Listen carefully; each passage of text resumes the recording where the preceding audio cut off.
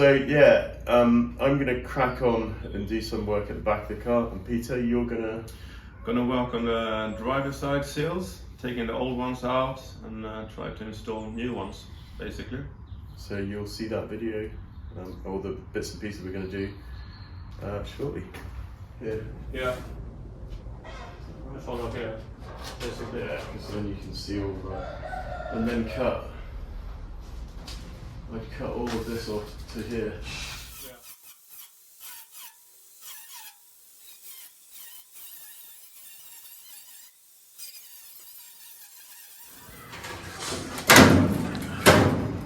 Nice. Yeah, this one, yeah. Yeah. Can't believe that's in such good condition. The other one was literally gone. It's been replaced. Hey? No, that's probably the original. I think that's original. Yeah, this still hasn't been replaced. This is you can see this is a repair here. Look, there's a double skin here. But no, this sill's original. Yeah, well, it's gone now. Yeah, if you bend this up, maybe bend this out of the way and cut along the top. Yeah, just like that. Then you can get into everything else to cut it out. I do a cut here now. Yeah, exactly. So you may as well from that line, I'll open it up and what... it'll be much easier, yeah? Yeah. Cool, and the gang. And then we know from here where to cut. So we just need to make sure we keep this geometry in here. This is the only bit we need to worry about, because once we've got that, it matches with the sill. And we know how this rebuilds anyway, because we won't cut that out, leave that where it is.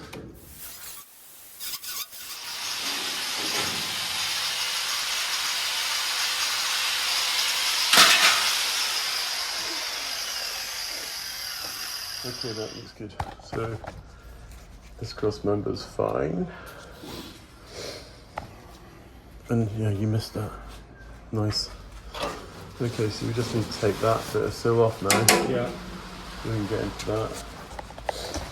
We want to miss the pedal box. And obviously the pedal box is riveted. That's what those rivets that Peter saw.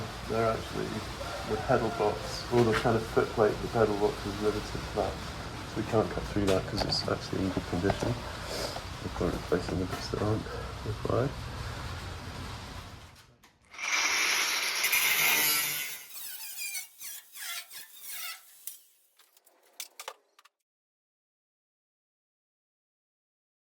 So Peter's cut out a lot of this sill. We obviously got to take this bit out. Let me zoom out a bit because it's a bit close. This has come out. Obviously the floors will have to be replaced. But we also, this is all rotten. So we're going to replace this. There's normally a lip on there, and the floor, which is behind Peter somewhere, is goes in here. We fitted the other one, but obviously we can replace this with another piece of metal, the same gauge. You can see where the floor, where the seam is there.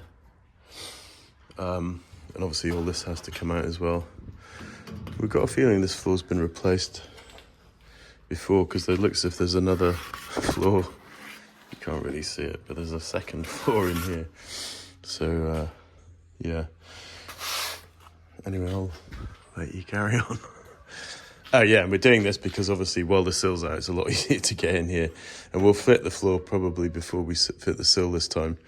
And what I'm doing, so there are seatbelt anchors here, and there's one in thin air there. And the anchors are fine, just need to be separated from the old sill. The other anchors are wrecked, we'll have to rebuild it, but I'm basically getting this old sill, which is this, off the seat belt anchor, which is just a big captive nut, Imperial.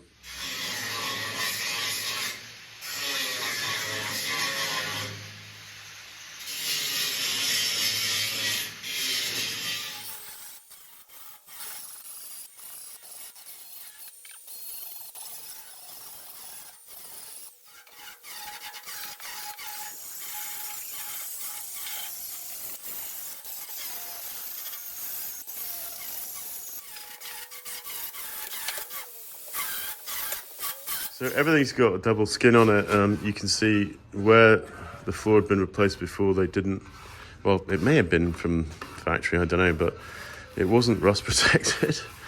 So it's not too bad because there was a layer of steel over this, which is the floor.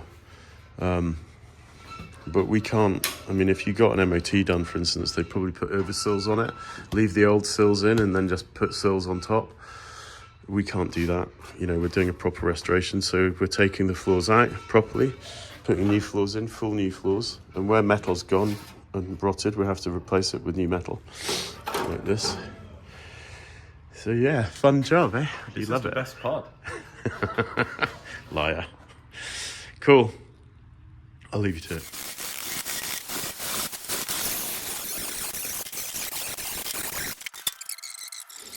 So that's the seat bump mount. You can see it's not even rusty.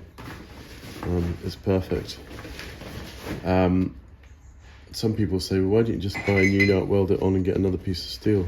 Well, this is about conservation. The whole point of restoring classic cars is, you know, any bits that you can reuse, you should reuse. It's original.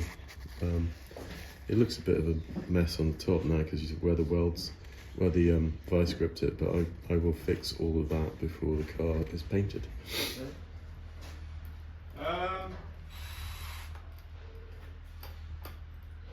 Wait.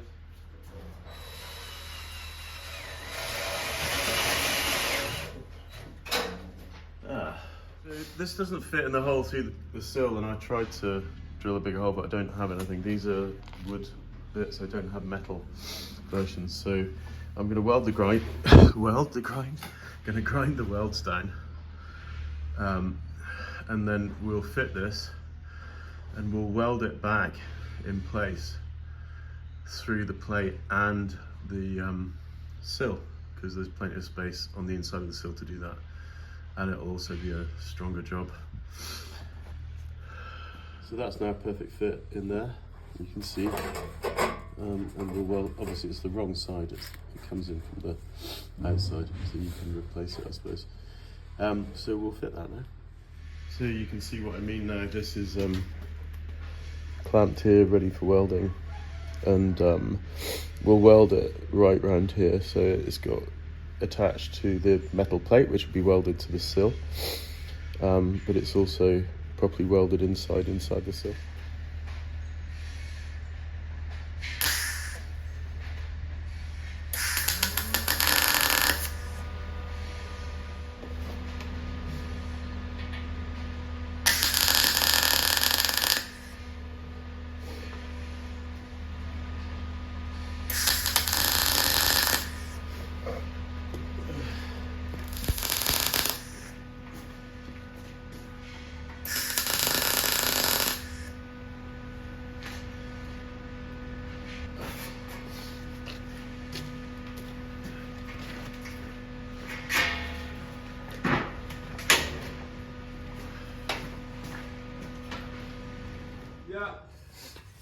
So it's interesting, when the car came back from the sandblasters, people said we needed to paint it straight away. This panel's been in the garage for, oh god, 7 months, 8 months. I mean, obviously there was a little bit of standing water, so and it had a cover on it, so it's rusted a little bit at the bottom, but you can see it's immaculate. So you don't really need to worry too much. Stuff won't rust straight away, especially because we've got a really nice dry garage. We take that rust off obviously, but the main thing is to give the paint a good key. And I'm using P40 because, I mean, you wouldn't use P40 on metal really, if you were like gonna, for the outside of a car, you'd probably go down to 340. But you go down in grades, so you might start off with this to rub the paint off, but you wouldn't, you know, this really scores the metal, especially on alloy. It would be really bad, but this is never going to be seen again, so the most important thing is to give it a really good key. That's the first coat on the sill, and I'll do another coat in a few minutes. The second coat of unthinned primer. I'll probably put a third coat on it as well. you can see here there's a tiny little bit of metal thrown through. So I'll give it a third coat when that dries. I know it doesn't look great, there's a few bits of blob in there, but no one will ever see it again, hopefully. So Peter's removing the sill, and obviously this chassis, I don't know what you call it, outrigger I suppose, off the chassis leg, which is in really superb condition.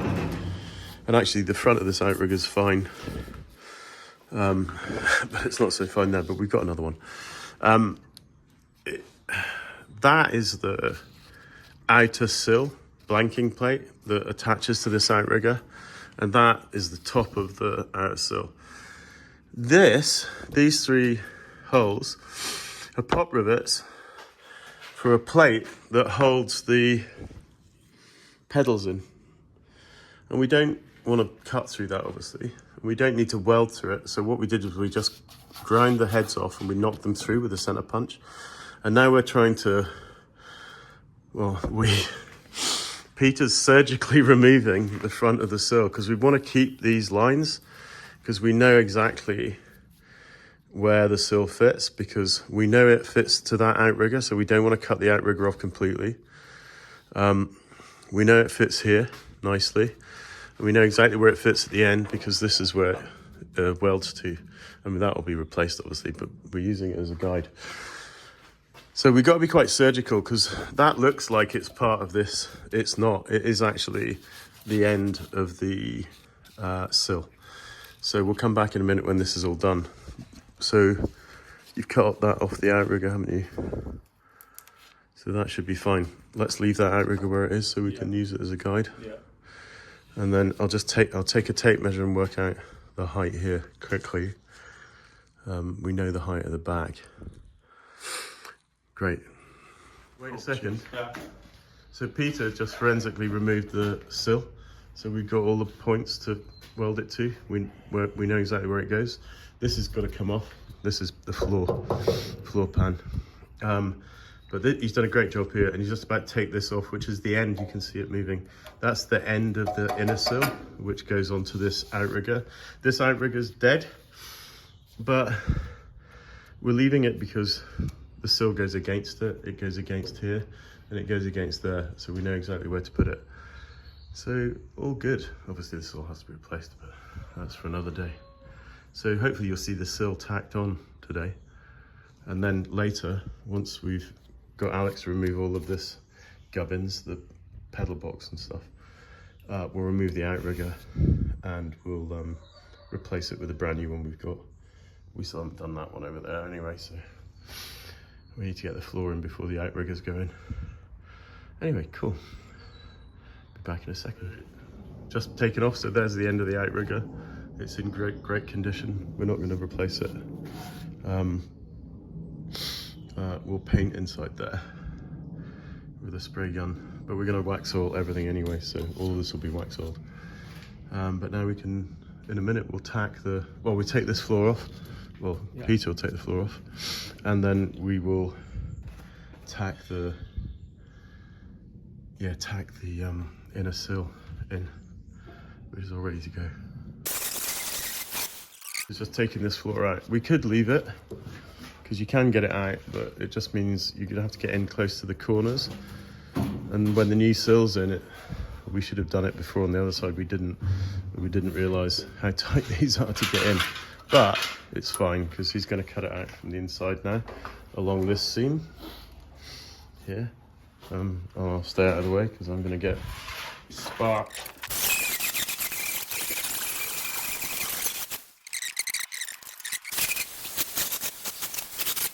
There's a thing in here, like a shim.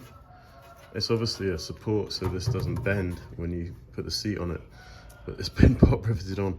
I'll take those off in a minute once you've ground through, because you still need to go along there, right? Yeah. And then in fact, you take them off with a grinding disc. Yeah. Yeah? And that should just fall out. I think there's more of them. Yeah, there must be. I reckon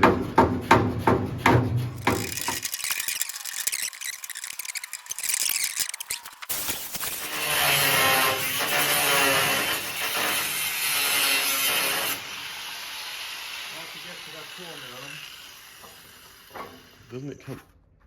Let's grind these off then. Yeah. I think there's a grinder on the Yeah. battery operated one.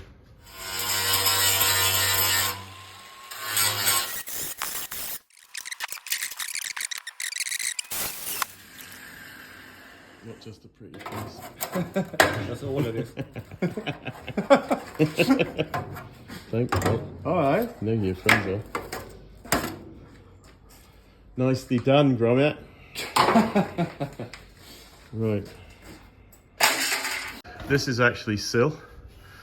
So Peter's going to cut this off because you can see it's slightly high here. This is obviously where it fits to the cross member. But yeah, that needs to come off as well. It's going to be hard to in here. We'll chisel it off. Yeah, well, we can cut it that way and then grind it. But definitely take that off through here because you can weld it back on. Because that's a good bit of metal. Okay. What are we going to do next? I don't want it to end. You hated it. So much fun. You hated it. I hated it. I hated it. You hated that bit. Yeah. I did the other one. Although, to be honest, there was no metal left on the other side. So it was a bit easier. Yeah. So what are we going to do now? We're going to try and fit the new sill. Perfect. So, lots of clamps in hand. And that's the fun things. Yeah.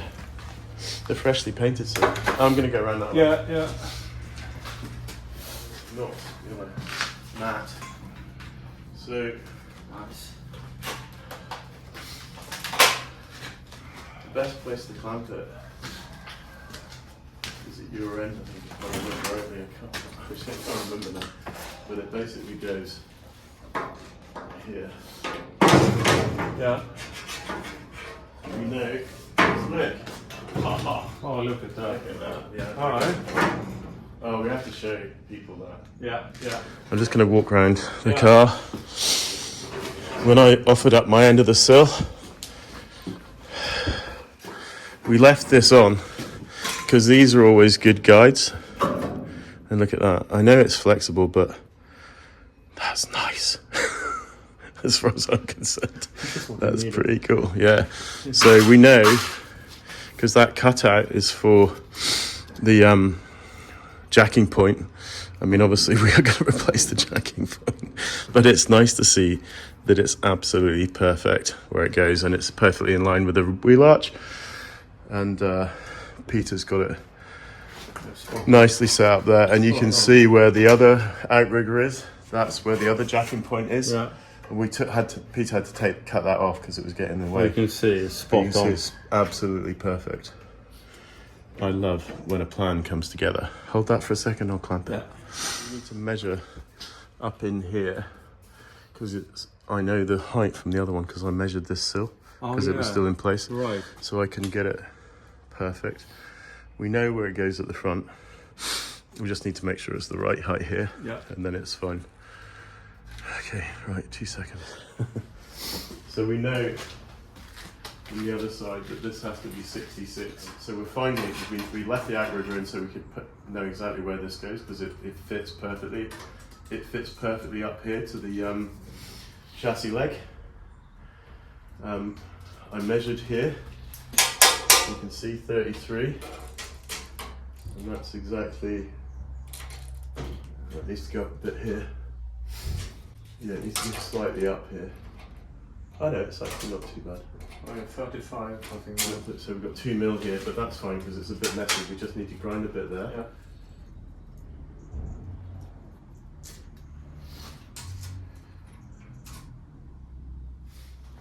So a bit of jiggly pokery, a little bit more grinding because in here you can see there's a bit of a, that's a bit of a jaunty angle that needs to be ground. And then it's going to fit in nicely because it was 2 millimeters out. This should be fine. Yeah, so it goes like that.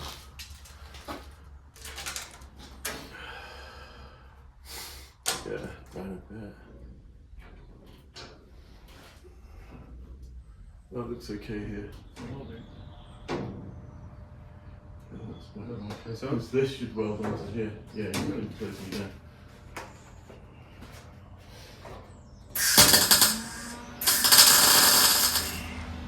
It's nice to leave with the high note. it is. Yeah. It is indeed. And that's a great day's work. That fits perfectly in there. This is in line with the wheel arch because it got attached to it. That was a lot done in a pretty short period of time.